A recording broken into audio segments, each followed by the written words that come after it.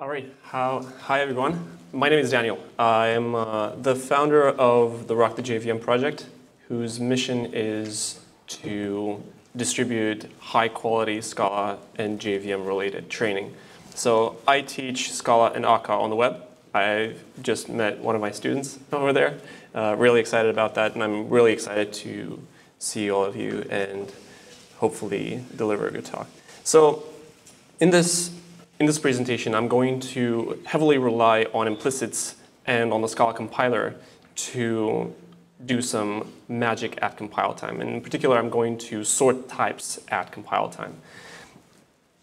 So we are going to apply a merge sort algorithm, so to speak, or make the compiler write a merge sort constraint satisfaction algorithm for us based on implicits to sort types at compile time. So the goal for this presentation is to show the power of the Scala compiler and the implicit resolution mechanism through heavy use of implicits. So we saw earlier in the early presentation how we can infer the existence of a type, or how we can do validations on types based on the existence of some implicit values. We're going to rely heavily on that principle here. So I'm going to use implicits and a few type aliases and a little bit of math, but not too much. Now, as a side note, I do the Scala training by myself, but I also work at Palantir, which is one of the Silicon Valley companies. This talk is completely unrelated to my work at Palantir, just for the record. Cool. So we want to sort types at compile time. So the first thing that we need is some kind of representation of numbers as types. And later we will see a representation of a list as a type in much the same way as shapelets does it. So I am going to define numbers as types, but we cannot define all the types manually because the natural numbers are infinite. So I'm going to define the natural numbers in terms of their succession. So I'm going to define something like this. I'm going to define a trait and a type that I call 0 and the type of a successor of a number. Now, I'm going to define some type aliases here just for the sake of the examples in the presentation. So I'm going to define the numbers 0 to 5, and then I'm going to show you how to magically sort them. Now, after we've defined the numbers, there has to be a way of comparing those numbers. Now, because we aren't working with regular values, we have to define the comparison operation, so to speak, as a type as well. So I'm going to define something like a class that I call less than, which for the Scala naming convention is a valid name, and it's pretty useful for us as a computer science or mathematician, so to speak. So if I say less than by 0, 1, that is a type. And that signifies the relationship of 0 is less than 1. So something like that. Now, because the Scala naming is very permissive, I can also infix that type. So I can say simply 0 less than 1, which is the same thing as less than of 0 and 1. So after we've defined the less than relationship as a type, then we need to define some way of asserting the ground truths of the less than relationship as axioms. And we know from basic math that 0 is less than every other number. So I have encoded that as 0 is less than the successor of any number. And if A is less than B, then the successor of A is also less than successor of B. So this is pretty common sense for the less than relationship. Now, I'm going to write something like this. So if I define a value that says 2 is less than 4, then I want to make the compiler do a chain of inference. So the compiler should figure out if the type 2 less than 4 exists, or if there is an instance of 2 less than 4. So the chain of inference that the compiler has to make would be something like, hey, 2 is less than 4 means successor of 1 is less than successor of 3. Does the first axiom work? Well, no, because the first axiom says that 0 is less than any other number. Well, we don't have 0 here as the left-hand side. So it tries to apply the second axiom, so to speak. So successor of 1 is less than successor of 3 only if 1 is less than 3. So it can do the same chain of inference again. Does the first axiom work? Well, no, because we don't have 0 on the left-hand side. And it tries to apply the second axiom, successor of 0 is less than successor of 2, only if 0 is less than 2. In this case, the first axiom works because 0 is less than the successor of somebody. And so 0 less than 2 exists as a type. And so 1 less than 3 exists as a type. And so 2 less than 4 exists as a type. So the type is fine. So we want to make the compiler do this for us. Now, how do we figure out if type exists? Well, we will do that with implicits. And here's how I would like to do that. So I'm going to define an implicit method that takes as a generic argument a natural number, so to speak, so with air quotes, which constructs an instance of a less than object. So read this method as, for every natural number, there is an instance of the 0 less than the successor in type.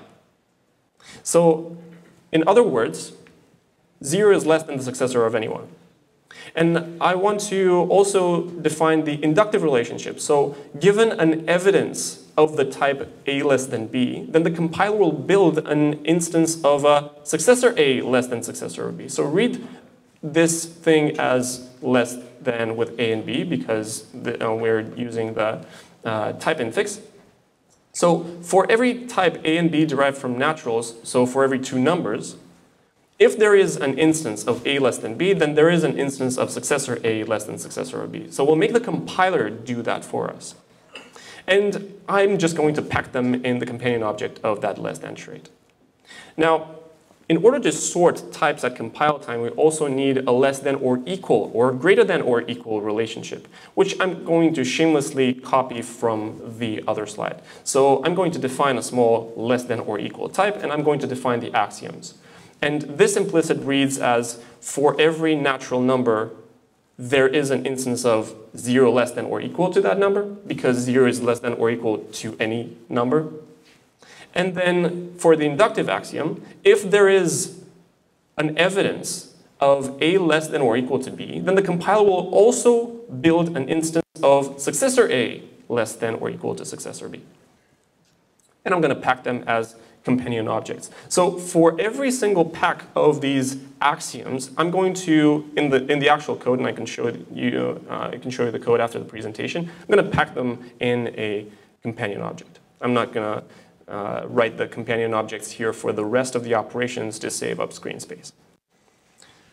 All right, so the main goal of this presentation is to suggest a new way of reading implicit. So when you define an implicit value or an implicit method that takes an implicit parameter, the compiler basically asserts the existence of a type. And this is what we are going to exploit here to sort the types at compile time.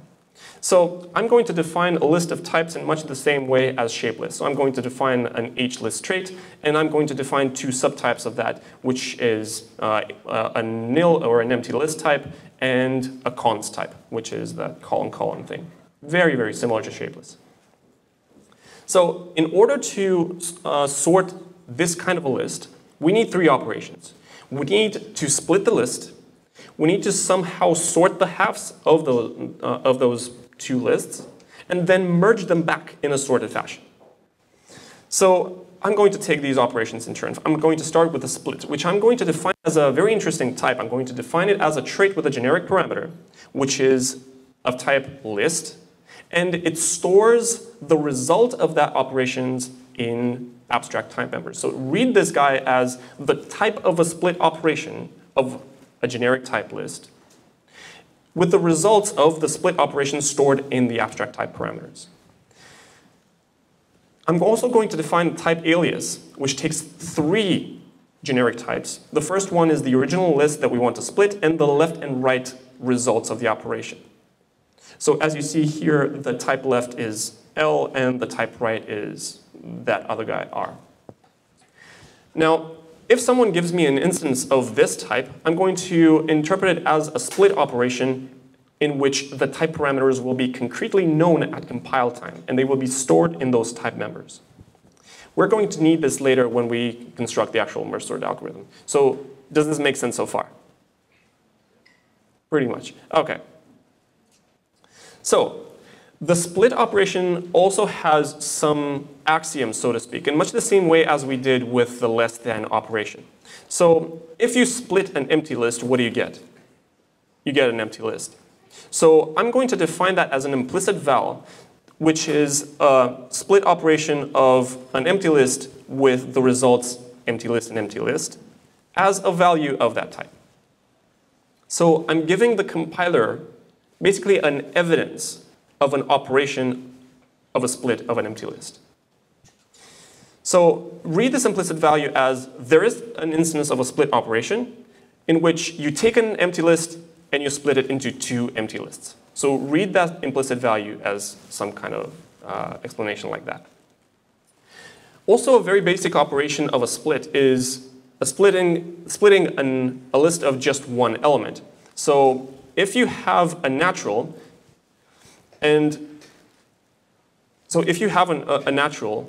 you can give the compiler an evidence of a split operation of a list containing just that number, in which the left type, the left result, is the list containing that number, and the right list is just nothing.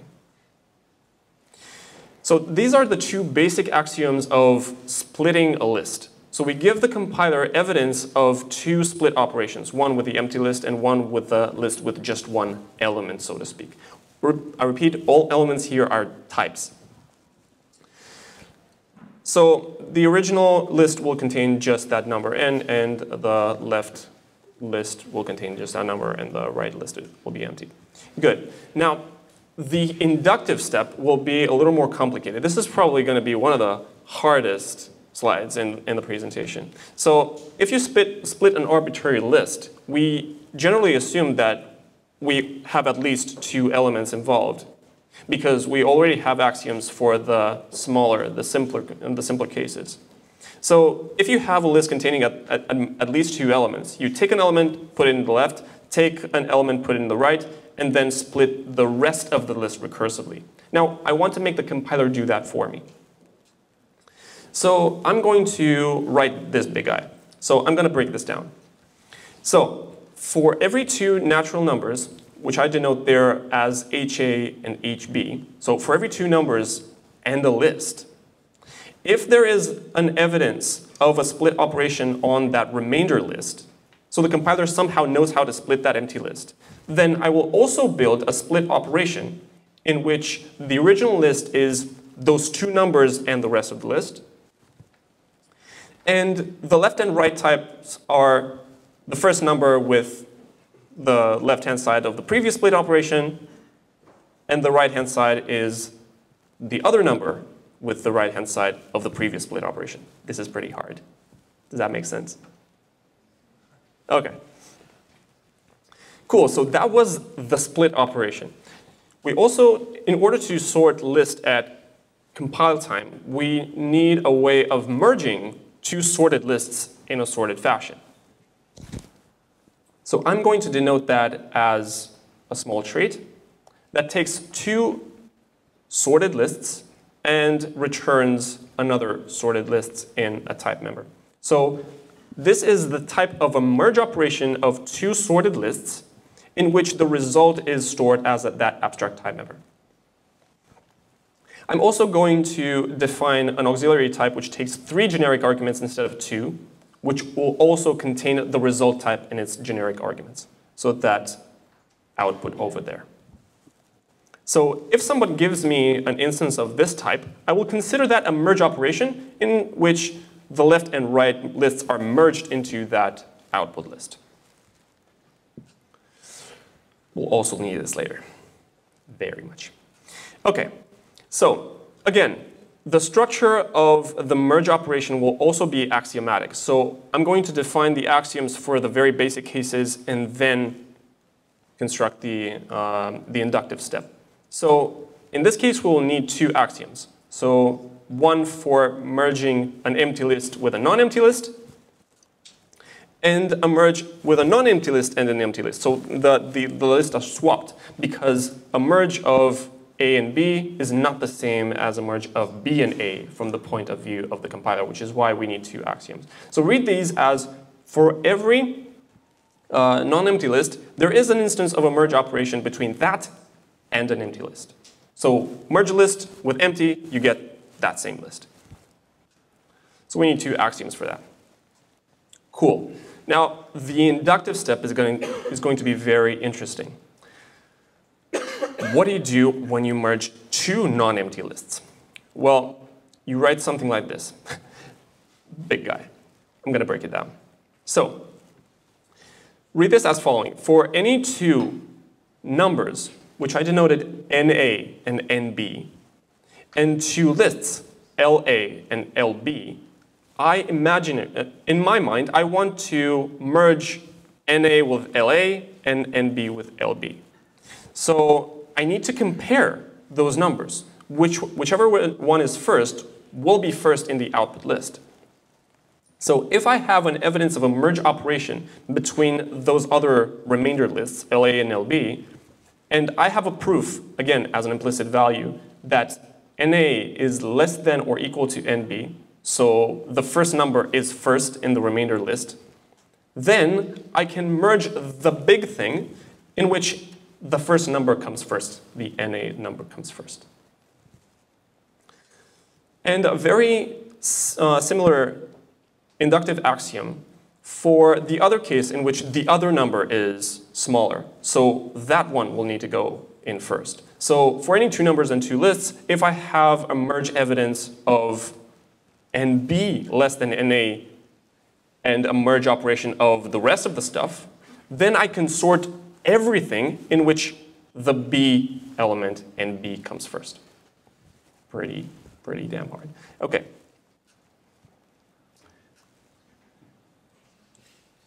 Cool. Now, after we've done these operations, after we have a merge and we have a split, it's time we do the dragon slaying code, which is the sorting. So I'm going to denote that, again, as a trait, which takes a generic argument in the form of a list and stores the output as another list. So read this as the type of a sort operation on a list in which the result is stored as an abstract type member. And also, I'm going to write an auxiliary sort type, which takes two generic arguments, the input list and the output list. So if someone gives me an instance of this guy, I'll consider it a sort operation in which L is the input and S is the output, the sorted list. Again, axioms. So what do you get when you sort an empty list? An empty list. So I'm going to define an implicit val, which gives me, or gives the compiler, an evidence of a sort operation between an empty list and an empty list. And I'm going to define it like that. So there is an instance of a sort operation like that. So I can help the compiler build bigger sorts out of that. If you sort a single element list, you get something like this. So that for every natural, there is an instance of a sort operation of a list containing just that number. Now, sorting of a non-empty list. So if I have some kind of list, and I also have a merge operation on that list such that I have two sorted lists that combine to that, such that there is an instance of the sort in between the halves of the original list. So, read differently, if the compiler finds me implicit values of a split, two sorts, a merge, so basically the steps of the merge sort algorithm, split, sort, merge, then we have a fully sorted list. And we will write it like something like this. So this seems big, but this is comparatively simple to the other operations that we did. So if I have an implicit evidence of a split operation, two sort operations, and a merge operation of those sorted lists, then I have a sorted list of the big thing. And I can bring that to the surface by writing an apply method in that companion object. So if I have a list that it wants to be the sorted list of this guy, which is just some numbers thrown at random, so 150324 h0, and if I print its type tag, it looks something like this, where the type out is what I care about, which is 0 concatenated with successor of 0, successor of 0, and so on and so forth, or 0, 1, 2, 3, 4, and 5. Nobody in their right mind will do something like this at work.